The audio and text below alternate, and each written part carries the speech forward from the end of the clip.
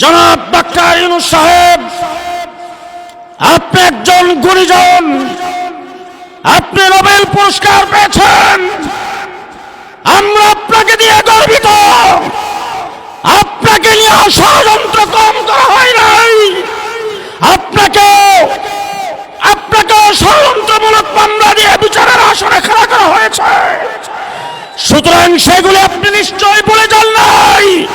অনতি বিলম্বে হাসিনা যেখানেই থাকে তাকে বাংলাদেশে এনে ফাঁসির কাস্টে ঝুলিয়ে দেবেন, ফাঁসির কাস্টে ঝুলিয়ে দেবেন।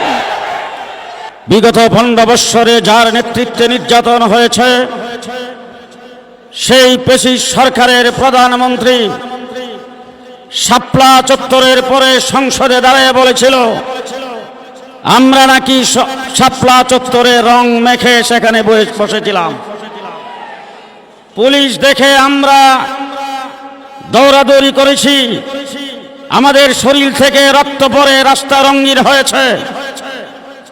আজকে এই জায়গায় দাঁড়িয়ে পরিষ্কার ভাষায় বলতে চাই, যারা কথাই বলতো খেলা হবে, গতকাল নারায়ণগঞ্জে গিয়েছিলাম, খেলোয়াড়কে কোথাও দেখি নাই, তুলা রশি দিয়ে বলে বাড়ি চালান দিয়ে পাওয়া যাচ্ছে না।